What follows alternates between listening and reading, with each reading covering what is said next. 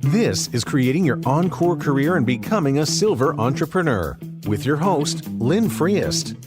Lynn will share ideas and expert advice from people that are walking in your shoes and living their encore careers, where they want and at the pace they want. You'll start a company of one with confidence and knowledge to live a fulfilled life of freedom and ease. Lynn is a coach and leadership consultant whose mission is to show senior leaders and experts how to start something refreshing and new after a full career in the corporate environment. Hello, and welcome to this episode of Making Transitions and Creating Your Encore Life. This is where you can learn to do what you love, when you want, and where you want to do it. You can create and live your dream. And if you're ready to get started right away today, please contact me at lynn@lynnfreest.com. As always, thanks for listening. Today is episode 212, and this is entitled From Old to Bold, Leveraging Your Transferable Skills for a Career Reinvention, or really a reinvention of any kind. Now, I have used AI to help me with the research on that, so it's informed me, but all the words are basically what I think of doing. So this whole idea of transferable skills, and really they're just what they sound like. They're skills that you would use no matter what kind of job you're doing. And some are hard skills, things like coding or data analysis, but some are also soft skills like communications and building relationships. And we'll talk a little bit about those as we go along. And I will include a list of 20 possible transferable skills. Now, each of us will have our own set. So these will just be things that you can use as examples. Transferable skills are things that really help us lead our lives. Now, you may look at them as very specific to what you've done in your career, but in many cases, these are skills that if you really stop to reflect on it, you've probably used them in a lot of areas of life, not just in your job. But now it's important that if you want to be doing something different in this phase of life, you need to see, okay, you are going to create value, you have value. So how do we go about identifying those things and the ways you'll help create value in this new theme of life? You know, the first thing you always do is reflect on your experiences. I know a good friend, Mike Kim, he said, you should just start listing down some of the things that you've had success at in your career. And in his case, he was a chief marketing officer. So he said things like, I helped create marketing plans, or I helped teach people how to do this, or I helped solve difficult problems with marketing. And then what he did is, after he had that list, he went back and just crossed off the words that specifically referred to his job and said, oh, I solve problems. I create relationships. I do different things. So I think it's a useful way to go about thinking about what are your skills. So just list the things you've already done, but then consider I'll say the verbs or whatever, as opposed to just looking at how it connected to a particular job. So for example, in my case, I did a fair amount of time working with people in difficult conversations. So that was in the factory setting, but that applied to all kinds of things. It is applied as I've been in volunteer organizations. It's applied as when I've even in home settings. That's one of the things I probably noticed is, in fact, my wife has occasionally reminded me is, Lynn, you have a lot of coaching skills, I know, but you don't always use them at home. So I think that's one thing, too, that we can fall into the trap of, that we can be very skillful at a particular behavior or something in a work setting, and then, in a sense, not be able to apply it in a setting away from work. So it's something to look at as you're going through there. I think the next thing you need to do is then assess those skills and map them out. So it's literally just, again, rewriting those skills, maybe stopping to give yourself a 1 through 5 rating on how good do you think you are compared to peers. Now, I will say that the difficulty here is that you may not, what you have as a truly remarkable skill, you may not even recognize. You assume everybody can do this, when in fact they can't. Again, going back to what I found as being able to have difficult conversations. Many people, many times said, boy, I'm glad you were able to have that conversation, Lynn, because I never could have done that. So that's one of those things where I had done it enough that I wasn't really recognizing that it was somewhat unusual, maybe not entirely unique, but somewhat unusual.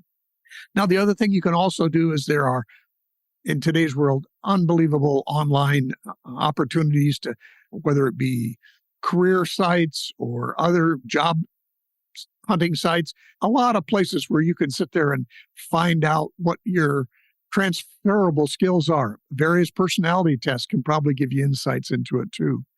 So that's one of those things where it's worthwhile spending some time that really reflects on how you think about things and what you've done.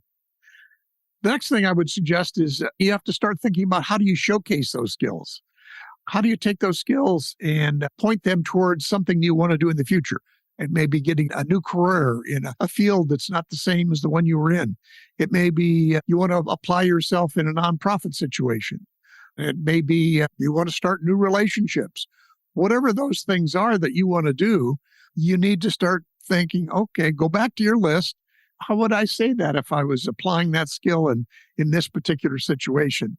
So it's one of those things where again, it's a conscious decision. You may be overwhelmed. Well, I don't know how to do this. I don't know anything about this job. I've never worked with a nonprofit before.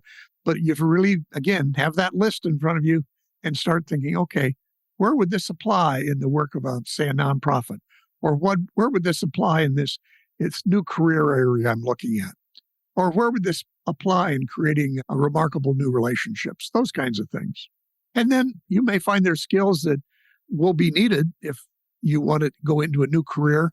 And so maybe you need to either get new skills, and there's ways to approach how do you develop those, but also maybe your transferable skills, you need to take them to a new level. So in the case, if I wanted to talk about having difficult conversations, but all of a sudden I wanted to become a hostage negotiator, okay, I could see where I need to really up the level of that skill set. I may have a lot there, but I probably need to intentionally get in there and say, okay, here's how I need to develop this skill of difficult conversations in the context of wanting to take a role as a negotiator or some other role like that. Then you think of, okay, how do you leverage that as you make a career transition or any other type of transition? It's one of those things where I think of it as bridging the gap.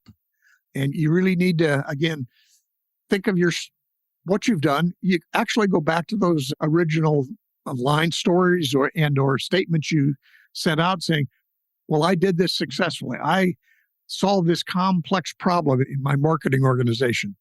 And then you have to start saying, okay, how does that fit if now I'm in a logistics organization? How can I use that story or that picture of my success in marketing and map it onto what would be very helpful in logistics organization? So those are the things where you can really start to build your understanding, one, of yourself, but two, help translate your value statement into what's needed for your new role, whatever that might be in life.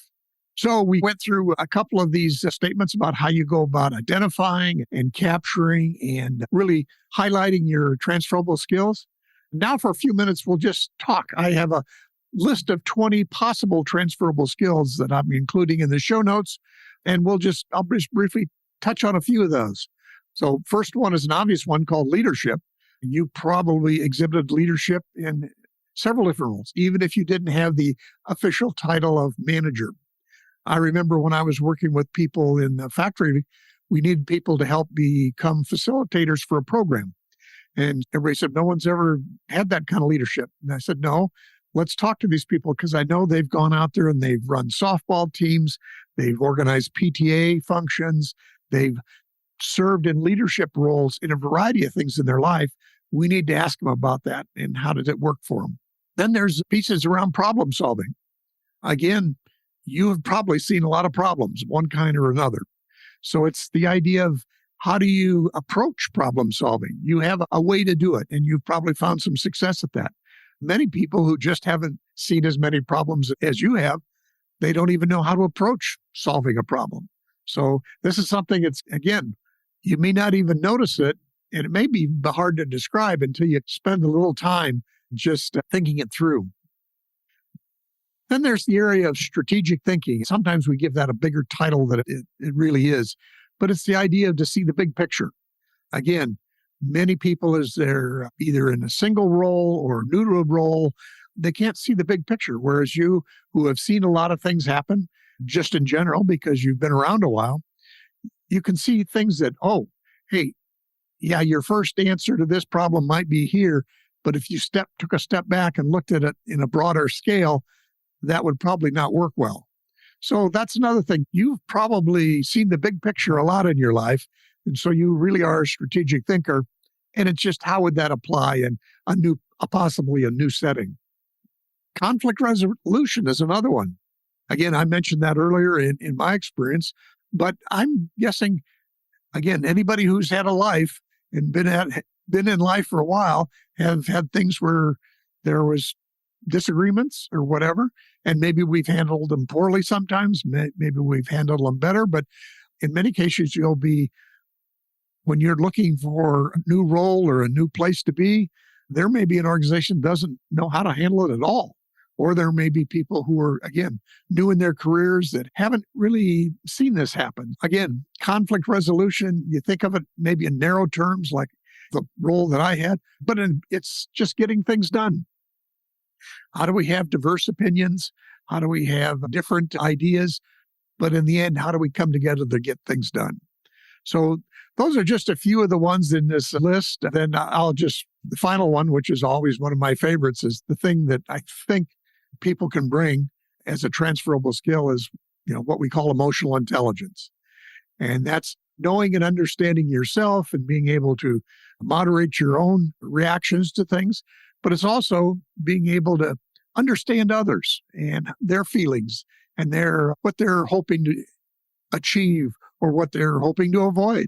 And basically the ability to create new and good relationships. So it's one of those things where, again, you may feel you've been better or worse than that over time, but it's probably something you at the very least, have had some experience and you have some awareness of, so you can get better at it.